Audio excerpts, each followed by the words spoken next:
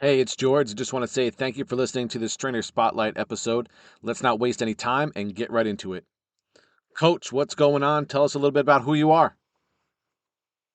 All right, first and last name. My name is Phil Dominguez. Never went to college. I could say I never graduated probably. I went to DeVry University for a little while, which put me in a whole bunch of debt. And then I went to ELAC JC for a little while, which is East LA City College here in Los Angeles. But I never graduated, never finished it or anything like that.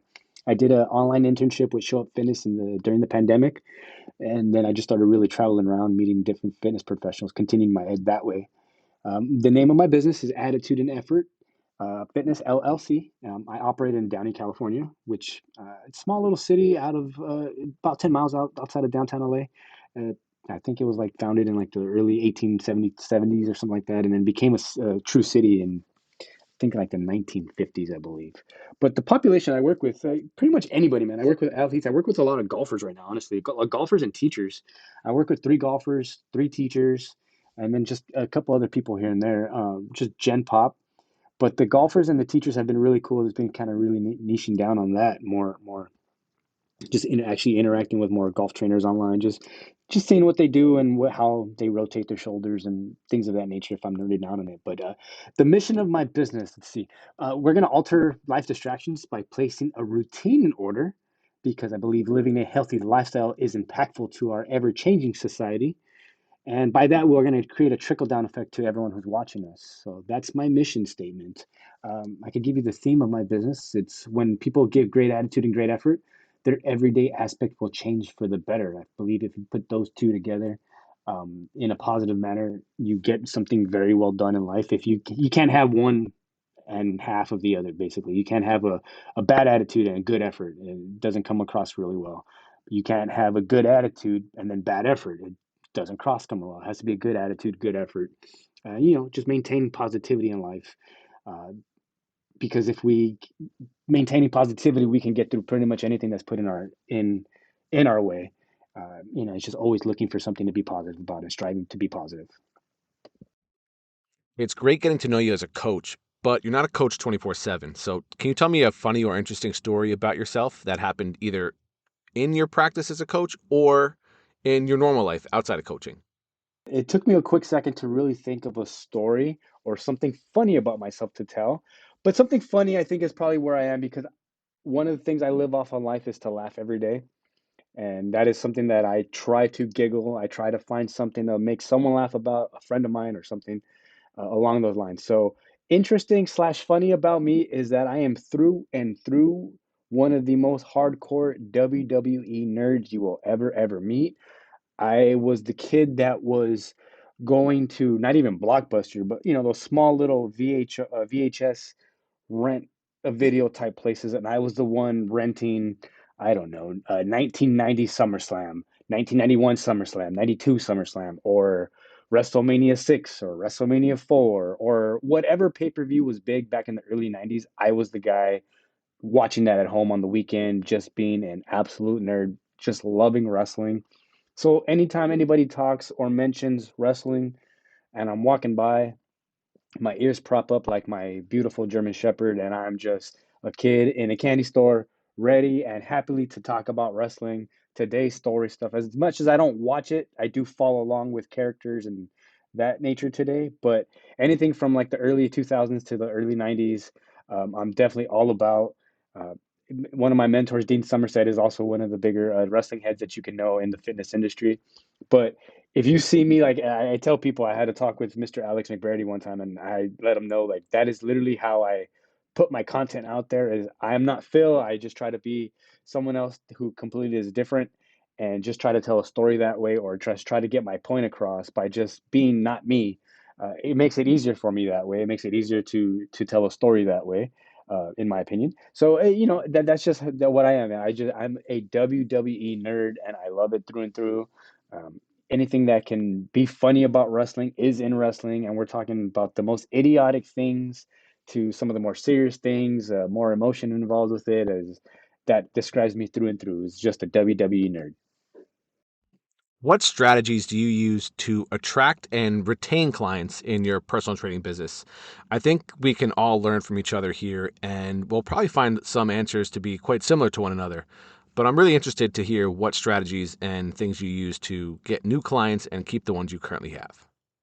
That is one phenomenal question. Okay, so when I first started, like I kind of mentioned earlier that I'm being a WWE nerd, when I was kind of talking, because I didn't like kind of being in front of the camera or anything like that. So I had to kind of think outside and be like, all right, I'm just gonna be this WWE character who's not a character and just start talking. So that's what kind of started getting my first clients was that a little bit. I would just kind of talk and they would think I was goofy. So I picked up two people that way. But then as time kind of got by, that that's not a thing that works all the time. Uh, I started training my buddy Jesse, who brought me his wife, who then brought me some of her teacher friends. That became a thing where I just started working with the teacher population, uh, basically because I can fit their schedule more in the afternoon when they were getting off. The teacher, these specific teachers that I work with, they have a different kind of schedule. They kind of like run they're like the governing body of their school, but kind of, if I can kind of say it that way, if I'm not leading anybody the wrong way. I hope I'm saying it right, I should say. But they sometimes they have to stay for meetings, so I'm able to kind of work with their schedule. So it's very positive for them that way to work with me. How do I retain my clients? Probably just getting to know them and continuing just to push them as much as I can and getting them to do things that they've never done before. Currently, I can talk about Ceci, who was just here last night. She never ever thought that she'd ever be squatting. And last night I had her squatting 60 pounds eccentrically for 6 reps at a 4 second drop. So uh, getting people to believe that self. My mom's another one. My mom never thought she'd be able to deadlift. And now currently she's right now hitting, I believe, like around 155. She hasn't worked out in a while. She just had like mouth surgery, poor thing. So, but she was repping 185 for a couple reps. Now she's probably like around the 155 rep range right now. But she never thought she'd be able to deadlift. And she uses that, when she takes care of her mom on specific nights out of the week. So that really helps. What strategies do I tend to attract them? Probably just being authentic and asking for referrals because I think I can when I build that rapport with people, they're able to trust me and they're able to say, "Hey, I have someone that I trust you with that I'm going to bring to you." And then I treat people the same way. I want to be treated very well, so I treat people very well. Um, I think that's one of the better things in life. If you treat people how you want to be treated. Let's say you get a new client. What's your process for assessing their fitness level, addressing their goals, and other things they express as being important? We all have different methods and can learn a lot from each other. Let's open the door and share some of our secrets. Oh, I love this question. This is very fun for me. Like mentioned earlier, I learned a lot through Show Up Fitness and human anatomy and how we should be assessing our clients. So I check blood pressure, I check grip strength. Um, I also ask them to track their food for a while, depending on their goals. Uh, but the main thing that I do is I actually put them on a massage table, and this is something I learned from Tony Genocor, Luke Worthington, and Dean Somerset. I really get into shoulder shenanigans, as we like to say.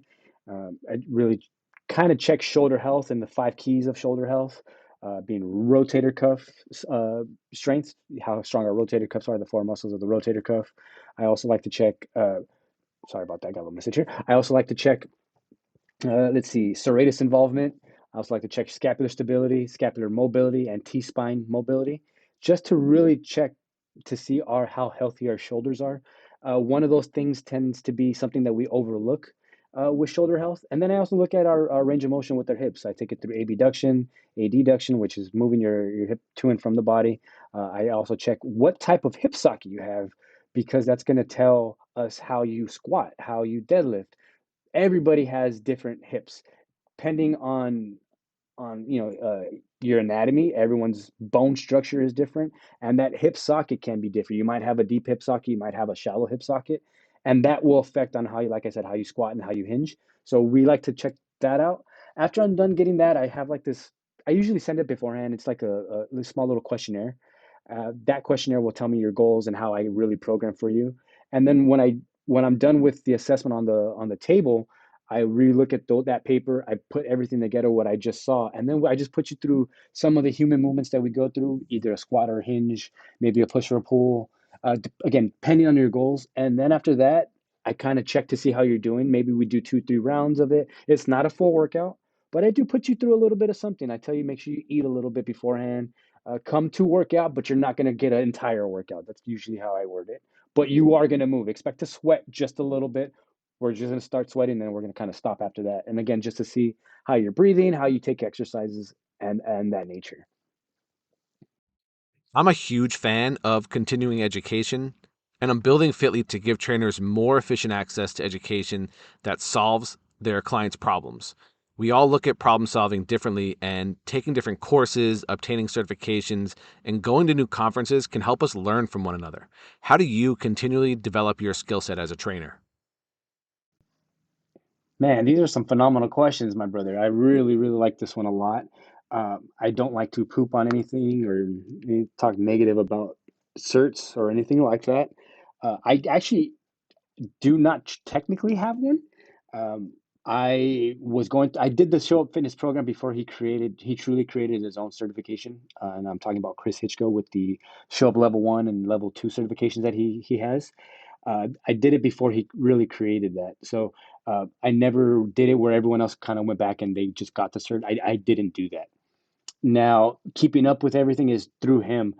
He does have a nice little board of education that he has that helps him.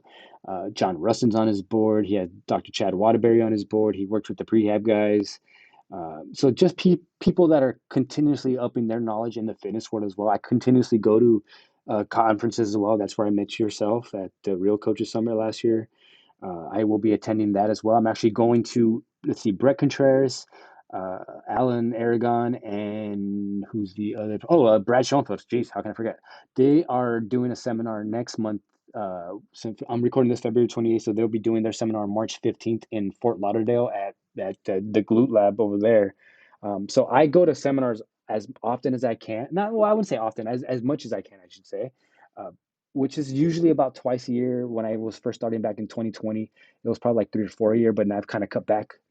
And I've just tried to be very selective and try to go to people that I've never seen talk before and or good lineups or to support people that are really good to me. Andrew Coates is really, really good to me. Aram is really, really good to me. So I try to just give back and support them as much as I can. And the Real Coaches Summit is one of them. And I love the people that he's bringing on this year. I get to hang out with friends and interact with more and make more friends. So that is definitely one way I do that is I try to go to conferences and I interact with everybody as much as I can. Another way is that I started my own podcast as well. So I will be having different guests on, and I try to pick something up from those guests. That's what they're on for, to spread some type of knowledge on what they have. So I really, really like that. The fitness industry is rapidly evolving before our eyes. How do you envision your personal training business evolving with it in the next few years? I'm really excited to hear what you have to say about this because we have to plan for the future and a future we want for our business. And while all of our businesses might have the same basic goal of helping people with their fitness, we can structure them in very different ways from one another. Very awesome and honest question to ask because that's very honestly very hard to answer. So I operate out of my home, but my house is uh, it's a property that I manage as well. I just run this one. This one's only two houses on the property. My landlord doesn't live here, so it's kind of funny. But where my the gym area is at, it's all the way in the back of the property. It's kind of uneven, not necessarily uneven. You can work on it, but when it rains, and again, it doesn't rain a lot in California, Los Angeles specifically, it gets really flooded. So sometimes I do have to shut down for a couple days. My carpets have to dry that I have the gym equipment on. So if it's gonna evolve, it's probably gonna have to be out of here a little more, or just moving it to a different area on the property where I have just more space. However, what people really like about when they come here is the fact that it's really secluded and it's all the way in the back, so it's very, very private.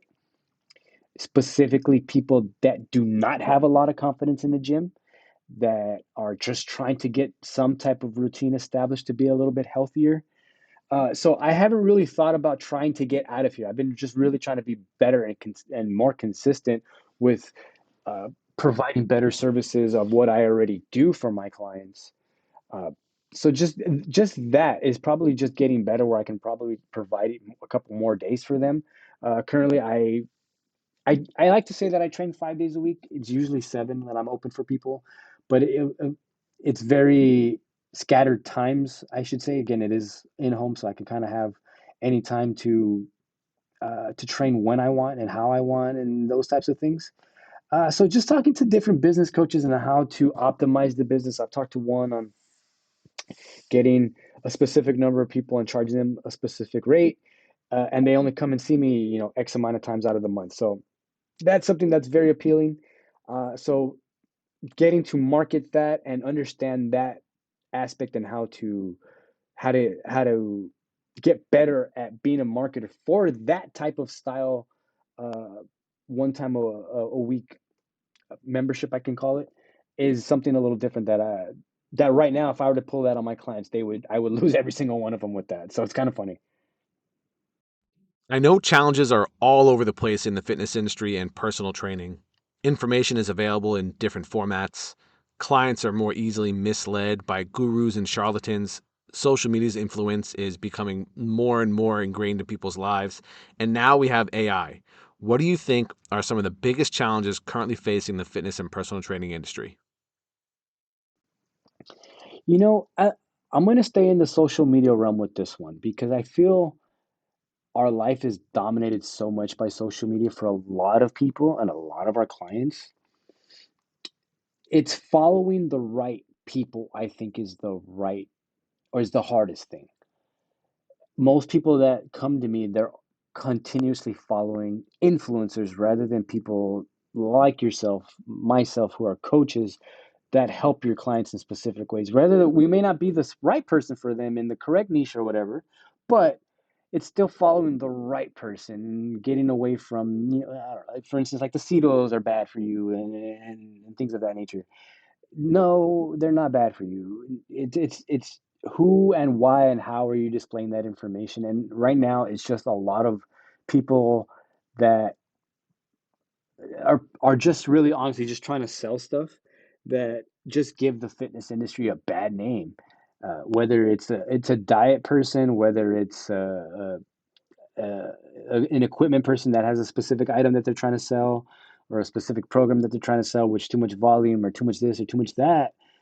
It's following the right people on social media that dominates our life. That's the hardest part, is getting them to follow the correct people and understand that it's the correct information that you want to be listening to. Phil, thank you so much for coming on. It's been great getting to know you since last year's Real Coaches Summit. I have been appreciating following your articles and watching you display your passion for your work on Instagram. That's it for the episode. If you want to find out more about FITLETE, visit fitlete.com. That's FITLETE. And if you want to possibly get your own episode, let me know.